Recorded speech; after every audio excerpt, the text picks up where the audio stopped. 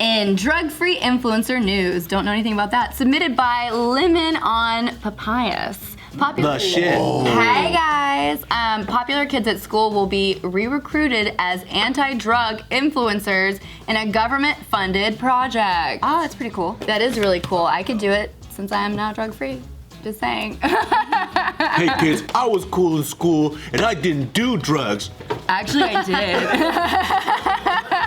Remember that Saved by the Bell episode when they were doing a drug-free PSA and we find out the guys were actually doing drugs? Which one? I don't remember. I remember Jessie Spano doing caffeine pills. Caffeine pills. Yeah. So excited. And I just can't hide. Yeah. She's all like trying to fucking. She couldn't handle her shit. Yeah, she was pill popping. Ooh, that's such a bad look. Have you guys? So what's the worst drug that you've ever had? Crack. Crack. Right? Crack. I'm like, go, Joe. Crack is probably the worst thing I've ever smoked. Oh, you smoked it? Yeah, meth, crack.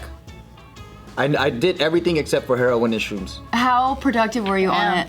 I thought you would have done shrooms. Yeah, right? I was scared of psychedelics, even though I popped a lot of acid. Oh my gosh, that's the funniest statement I've ever heard. You know why? Because people keep telling me when you eat shrooms, you're out of this world.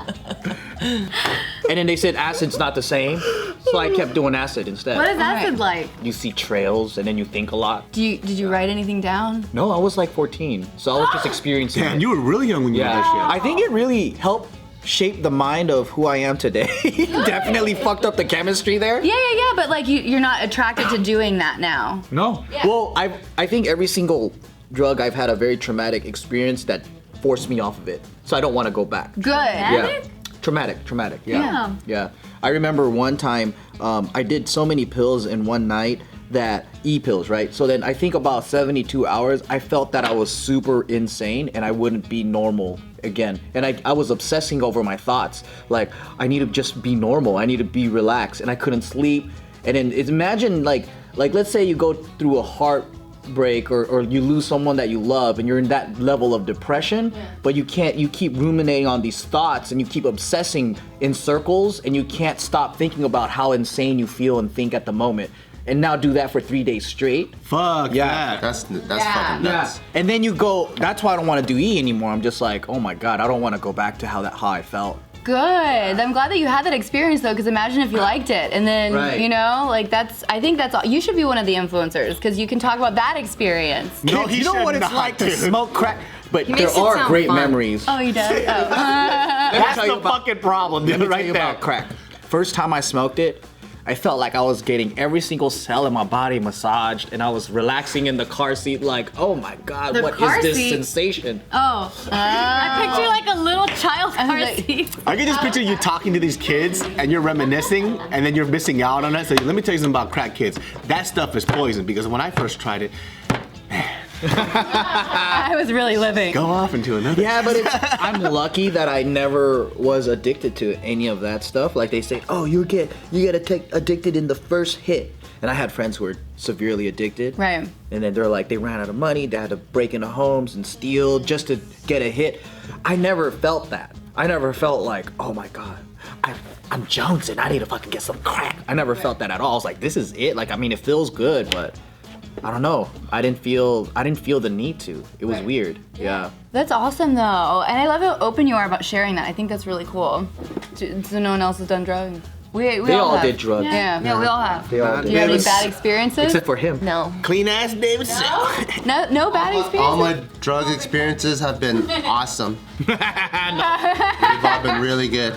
Maybe like the after effect of it. Oh, yeah. That's when it's bad. The calm down is always worse. It's Like Yeah, never the come bad. down sucks, but it's still the best time of your life. So even when you're coming down, you're like, that's pretty worth it. Right? Don't do drugs, kids. Yeah, don't do drugs. Yeah. Dude, Joe Rogan pushes DMT like a motherfucker, dude. That's the thing I'm kind of scared to try. What's DMT? What is it? Dimethyltryptamine or something like that. It's like the spirit Shrooms, drug, shrooms. right? Like, Oh That's gosh, true? hell no. People are into I it. don't think from it's shrooms? no, it's from something else. No, DMT is shrooms. So like it's, okay, man. You know, now you're making me. No, you're supposed to lick a frog. It's supposed to No, be. but Oh, the ayahuasca? yeah, ayahuasca is DMT. So well, ayahuasca is the drink. It's the tea Ayahuasca, version. I'm But then tripping. there's also a smokable version where they isolate the DMT and then they turn that into a smokable version. It's ayahuasca. Yeah, That's right. But the ayahuasca is like a drinking version of DMT.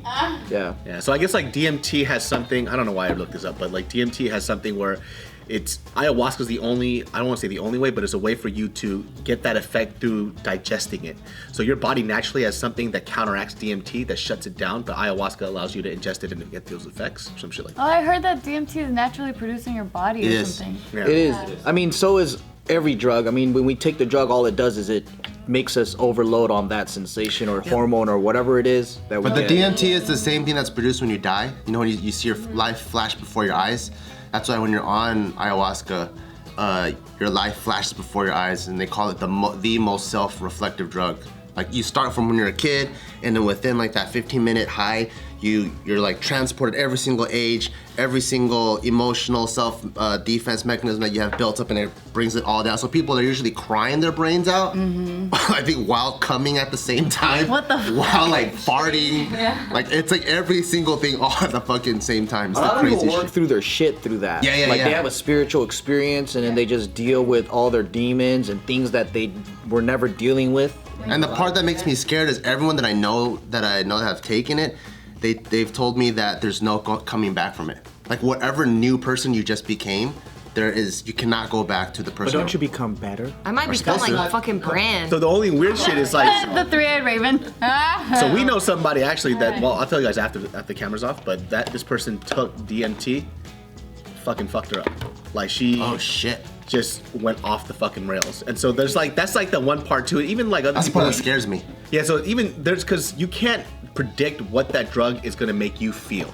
So yeah, there's a lot of people that might get something great from it, but there's still that risk that you And take. that's why you shouldn't take drugs. And that's exactly what they're doing here, which is this Frankenfriend. I was like, we're gonna go. I'm like, let me tell you guys. But if you drink enough Robitussin, it's a good time. I had that. All right, so they're calling it this scheme. It's called Frankenfriends, and it's funded by the government. And they're saying that this will be run across 48 schools in the west of England and South Wales from September, and it will involve 5,600 Year 9 students aged 13 to 14, and these students will be in the top 17.5% of nominations as the most influential in the whole school. And they will be trained they will do a 2-day training to have conversations about potential harms of drug use with their peers over a 10-week period. Let me tell y'all about drugs, kids. I really liked it. Right. That's it. Yeah, so they're pretty much just trying to figure out like who is the kid in the school that people listen to the most. Now let's grab that kid in the school. Teach What them kind of about sucks about this is it's like sex education and like saying no to drugs are probably some of the two most important things to teach. But the minute you say no to them, it's the cheesiest. It's like the cheesiest message you Yeah. could ever give. But maybe this is a different approach. I mean, I haven't heard of an approach like this where you're using someone within that group to be the influential person. Yeah, but the reason why that person's cool is because they're doing drugs. Yeah. It's not gonna work. I mean, Well, maybe it could be reversed, kind of like in 21 Jump Street, or the second version, or the second one, where like the cool thing to do now is to be vegan and to put your backpack Yeah, but up. the cool thing to do now is drugs, though. Like it's. We don't know. We're not in school. Dude, man, coke is on a rise now, dude. Like everybody's doing coke now. It's like coke is like the new weed.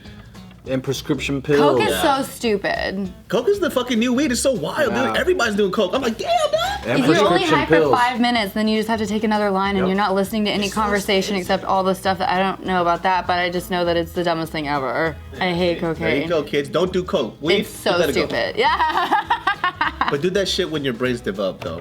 I was reading things that might fuck you up. In this. Yup. Oh man, I did so much shit from ages 14 Oh my God, we're back to this. I know, sorry. But no, I think it's an interest. I'm curious to see 14 how to it works 22. out.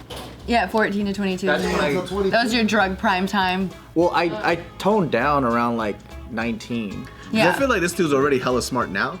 Imagine if you didn't do that. Why you would have been like this fucking genius. I know that sucks. I think you still have potential. You can always try again, okay? I know. You can always keep going. Because I think the effects that I that I realized that it had on me is my late developmental, like just Dude, emotional, I totally mental, feel that too. and all that From all stuff. the stupid ass and like huffing that I did when I was like 14, You did the 15. spray canes? I had some NOS too. No, I did a shit ton of NOS and like air fresheners, like and computer cleaners. Like Oh, you did the ghetto shit? That's some ghetto ass shit, dude. yeah, dude, I was broke. I didn't afford the actual drugs. So Gave me headaches. that was the dumbest thing. And sometimes I wonder too. I'm like, fuck. I wonder how much more articulate I could have been.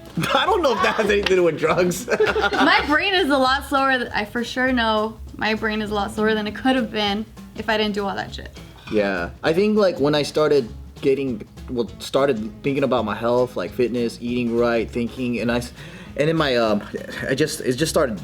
Everything started coming together, and I was like, oh shit. Because when you're on drugs or on substances, you're basically like at a stunted level, and you're just living on impulses like an animal, right? And I think a lot of adults, you see guys in their 50s or 60s, and they're alcoholics, like, and they still act like they're 17. Yeah. Because they're just stuck. Oh, that's Yes. my dad. My dad's forever 15. Yeah, and that's what I noticed is like once you get sober, you give your body time to heal. You start, living a sober life, reading, thinking, all that stuff, and you're like, oh shit, so this is how most people see the world. Yeah, I think you have to want it though. You have to like really want to be at that place where you want to be healthy. You want to learn. You want to grow as a person. If not, then just go do drugs. I wish I could read, dude. That's what I wish, man. I can't read. You know what's a shit good anymore. anti-drug? I'm gonna tell you this.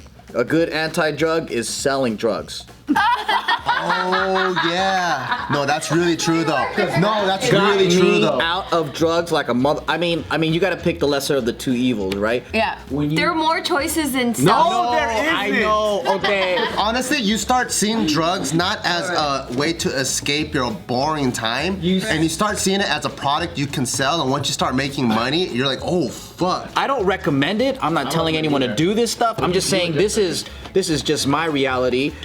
I stopped doing drugs because I was like, I could either smoke this up right now, or I can sell this, make $20, and I can get 2 meals. You just sound like a crackhead in the corner of a street. I can smoke this right now, or I can flip it for later, homie. Yeah, and I could be like, I could sell this. That's 3 polo shirts, baby. But if you're addicted, you wouldn't care about the next meal. I guess my ambition 22 long tees, homie. my desire for money was bigger than my addiction. All right. Yeah. There you go. Different direction. Yeah. Yeah, I like that too.